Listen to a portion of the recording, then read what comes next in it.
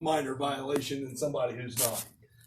That might be not something you thought of before, but I can tell you it's true with me. I I can think, testify to it. Three yeah, different well, accounts. and I have it happen. And just so you know, David, we are live on Facebook, so everybody can watch. Okay.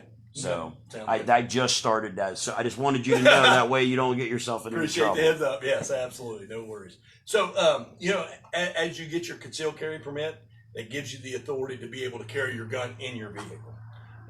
Like Paul had said earlier, if we run your license plate and your vehicle is registered to you, it does give us a heads up that the person we're dealing with is going to be somebody that's probably got their firearm on.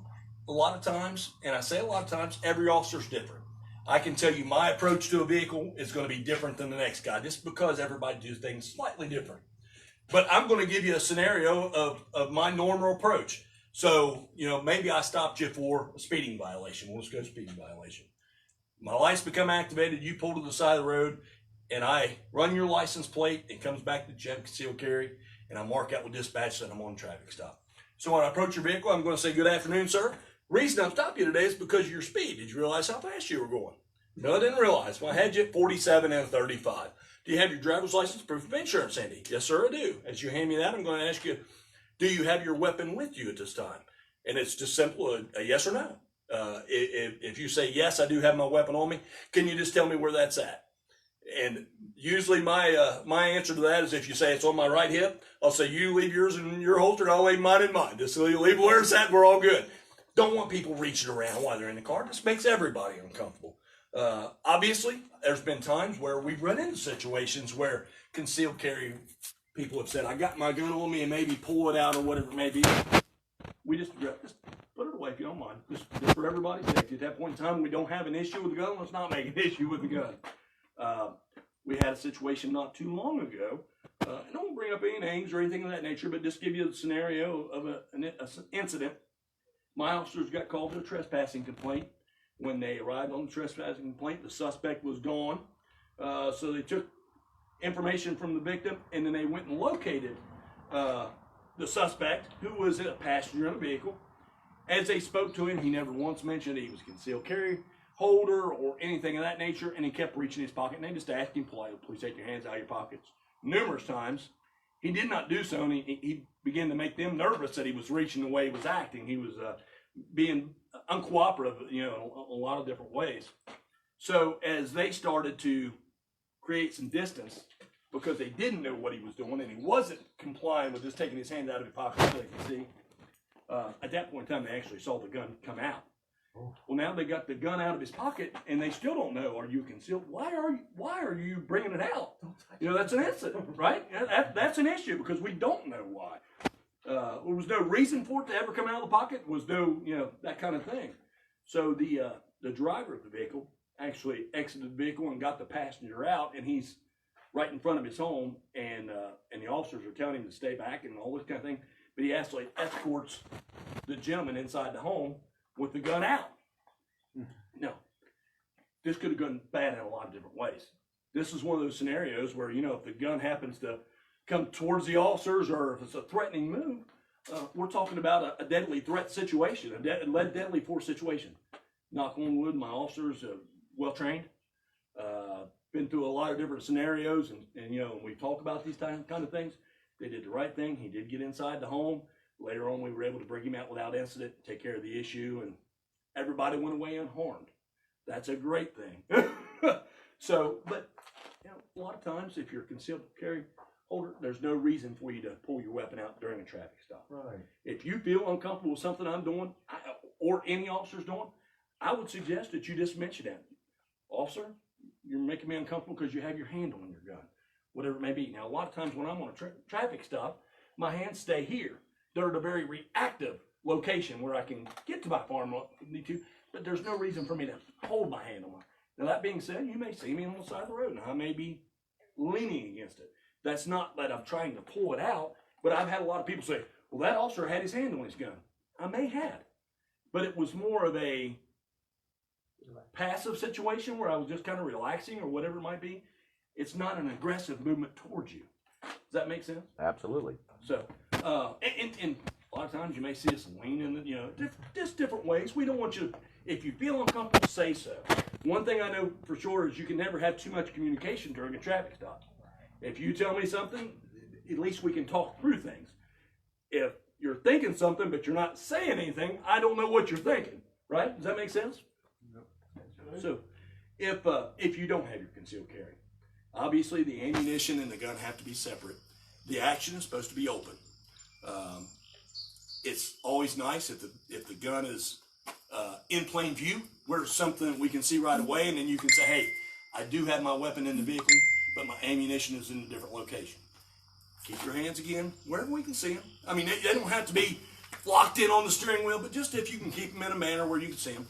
As an officer, when I get stopped on a traffic stop and I have my weapon on me, I immediately put my hands right on the windowsill of my vehicle. And as they approach, I say, I do have my weapon on me, and this is where the weapon's at. Yeah, that's the way I was So trained. now, just a quick question. Now, you said that you would ask the subjects that if they have their concealed carry weapon with them.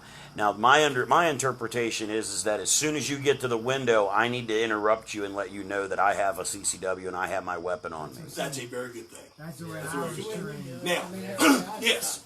Now, I can honestly tell you, and I don't know when did the concealed carry permits begin? Does anybody have a clue? Off the top of my head, I don't know. And forgive me, I've been through a lot of laws. I don't know when that all began. I think I've had it 16 years now. I've never had to issue a citation for anybody not going through it properly. Obviously, there's some gray area where maybe you don't know, I don't know what the other one's doing. But as long as we all stay calm and we get through it, no citations. When I've talked to people before, other officers about the non-CCW transporting, I've heard them talk about a two-step process of putting the firearm and ammunition back together. And loading the weapon can't be one of the steps. Like, you have to get out of the vehicle, move to another part. Getting out of the vehicle is one step. Going to another part of the vehicle and opening the vehicle back up would be a second step. And then loading the weapon would be a third step. Sure.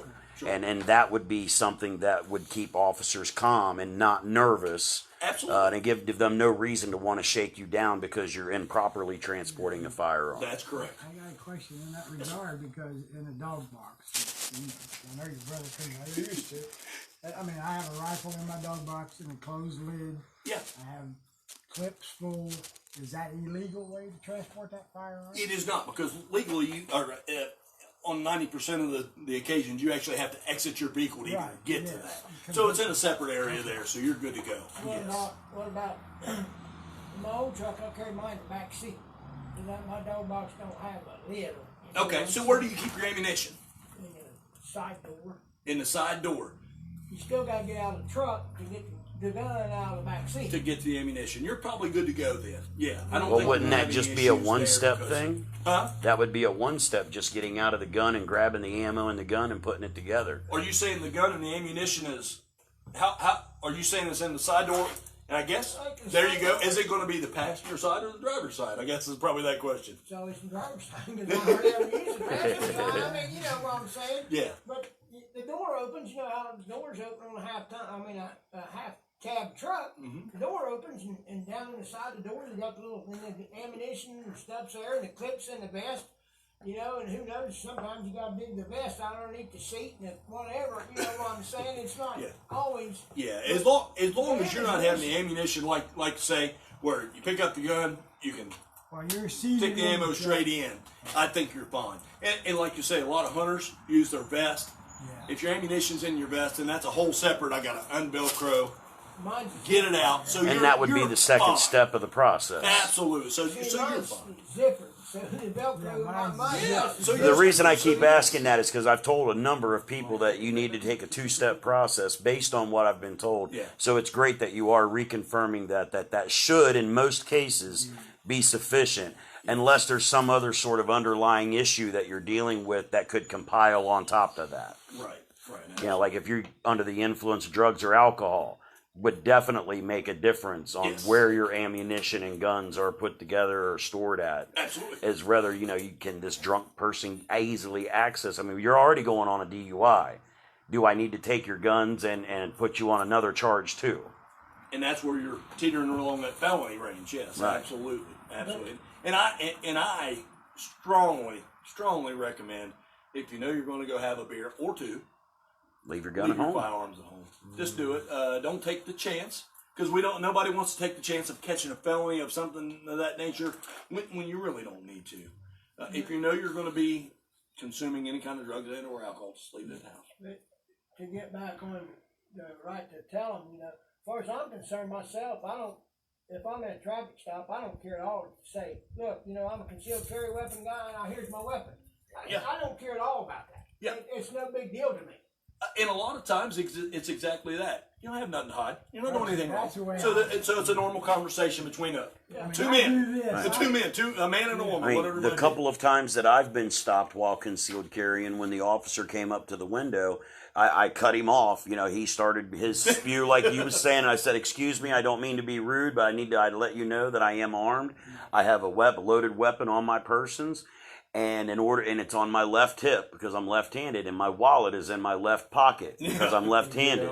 How would you like for me to proceed?" That's exactly Absolutely. how I was trained. Hands on the wheel. And again, we're talking about pistol here, communication. wallet It's here. just Right. communicating back and forth. Right, because I already know he knows I'm armed, and I don't want him to be nervous. Nervous people is how mistakes get made. You get your adrenaline going, next thing you know, you're face down on the concrete. Yeah, exactly. And am I going to stand here right now and tell you that every police officer you run in contact with is going to be identically the same? Absolutely not. You guys weren't all raised in the same household. You guys aren't all the same. Right. We're all cut from a different cloth in some way, shape, or form. Obviously, I got 27 years in law enforcement. I got a couple guys that work for my agency that are in their first year or two. They're going to react to things differently than I would. So, yes, you're right. You don't want to make them nervous. If they feel tension in you or they see tension in you, immediately they're trying to guess what you're thinking. What's he thinking? Why is he acting this way? And again, it's that communication, just saying, hey, I'm a little nervous because I do have my gun on me, whatever it might be. Again, communicating. And like you said, tell them, my gun's here and my wallet's here. That's where I'm going to have to reach. Are you okay with me going there? Right, and if they want to get me out of the car and secure my weapon, I'm fine with that. Yes. You know, just tell me what you need me to do so I don't make a mistake and make you have to shoot me when I didn't need to be shot. Absolutely, yes, exactly. Right. Exactly, yes. We have a situation where, and I can't tell you exactly what Kentucky's laws are, but I'm under the assumption that Kentucky has now changed their laws where they can carry their gun in their vehicle completely loaded, ready to roll. Without a permit. Without a permit. Right, they have constitutional carry in Kentucky There now. you go. So, as I stopped an individual who was, I believe he was a farmer, whatever it might be, and I believe he was hauling cattle that day. Stopped him for just a normal speeding violation. And during our conversation, I could tell he's some people are just high strung. I'll call him high strung. He's very active. And, as we were speaking and he's getting things out and I'm asking for proof of insurance or driver's license. I'm not sure which it is. And he said, well, I don't want to show that to you. Well, I don't know why. Well, because it's in the center console with my gun. And he flips the center console open and he's got a loaded gun right there. And I said, do you have a concealed carry? No, I don't. And he grabs the gun. And I Oh, said, shit. just politely put that down for me. So he did. And I said, listen, if you don't care, just go ahead and step out of the vehicle. I'm just going to unload this and make it secure. And then I explained to him in the state of Ohio, we do not have, you got to have a concealed carry permit to be able to carry it that way. And of course, we're 1,500 feet away from Kentucky. It's just the river's the only thing separating us. So I don't believe he had any ill intention. I think it was honestly, well, I'm right there in Kentucky. No, you're in Ohio, and the laws are slightly different. That would be a felony. He was carrying a concealed weapon, a felony offense. He did not get a citation. He was polite, cooperative. I believe he come to understand what we expect from him when he crosses the river. So you got him in compliance? Yep. Good man. And that's why I speak so highly of you, David, is because not all officers would have handled it that way. I believe most officers would have probably just cuffed him up and took him in. Yeah, and there are gray areas, right? Right. I mean, you're never going to find anything that's black and white. There's gray areas. And I tell my officers a lot of times, if you can articulate to me why you're issuing a citation, I'll back you 110%. You got to articulate to me why you felt like that citation was necessary or why that citation was not necessary. So in that situation, gentlemen, no criminal history, no issues whatsoever. just happened to be on the wrong side of the bridge. And he told me when he left, he said, now when I cross that bridge, I'm going to stop and load my weapon. I said, and when you cross that bridge, you feel free to. Kentucky said you can, that's fine. You know, it's... What about the reverse scenario? Like I live down on the river as well, you know, and I go to Kentucky 3 or 4 times Yeah. a week. You know, I carry over there just like I do here. Yeah. And I've Kentucky seen- accepts our concealed carry permit, yeah. They do. And there are... And I they're wish a I could- constitutional carry state, but I believe you have to be a resident there to constitutional carry. I don't think that's for just anybody. And I wish I could tell you, I don't know. I don't know. I think I looked that up because I'm in Kentucky a lot. I think that's right. You have to be a still resident to take advantage Yeah. of the constitutional carry. But we There's a can lot still of states carry that have down passed there, that, but but With our concealed carry with your permit, I'm concealed okay. carry, you're good. You cannot take part in constitutional carry in Kentucky because you're not a resident of that state. And just like in Missouri did it the same way. If you're a resident here, you can take advantage of that. Otherwise, you need a permit from a state that we recognize. Yeah. So I want to speak to you real quick about another issue that we're dealing with. Seems like on a very regular basis. I won't say how often, but very regular. Is I believe at some point in time it used to be that every toy gun had an orange tip. Yep. Or some kind of fluorescent tip. Well, that's went away for no good reason. I can tell you no good reason have they decided to go away with that. So we see a lot of airsoft guns or maybe even pellet guns that I can't tell the difference. I'm telling you, laying my hands on them. Right. Even the I can't weight tell of the them's difference. right. The weight of them's perfect. I've come into some stainless steel revolvers that I'm going, wow, that's a nice gun.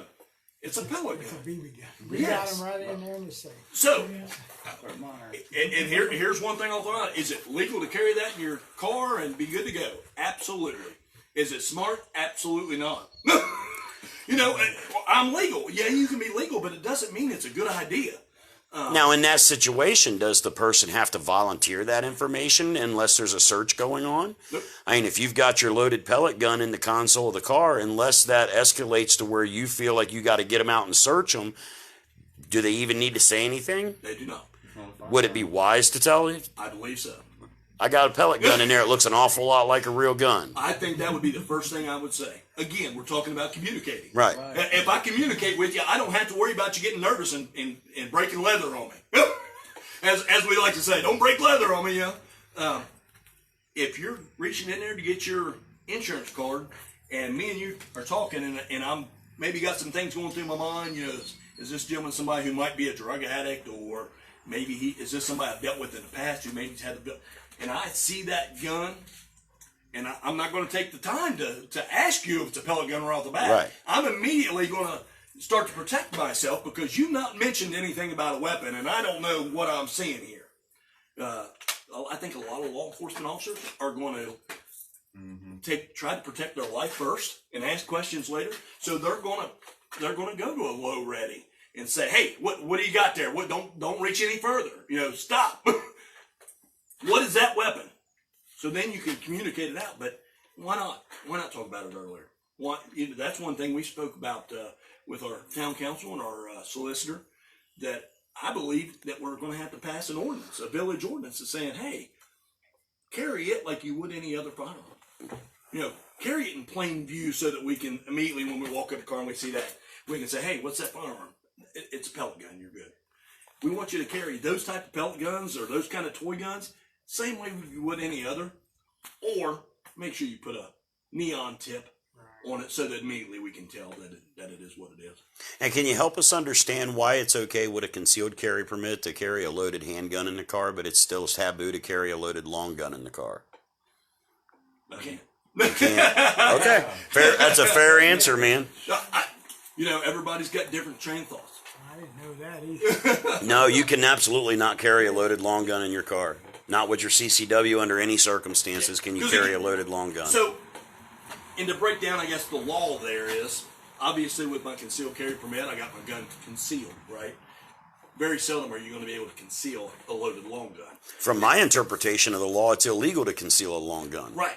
So there you go. I mean, so it's going to be something that's going to be very difficult to do. And like I say, you're not supposed to do it to begin with.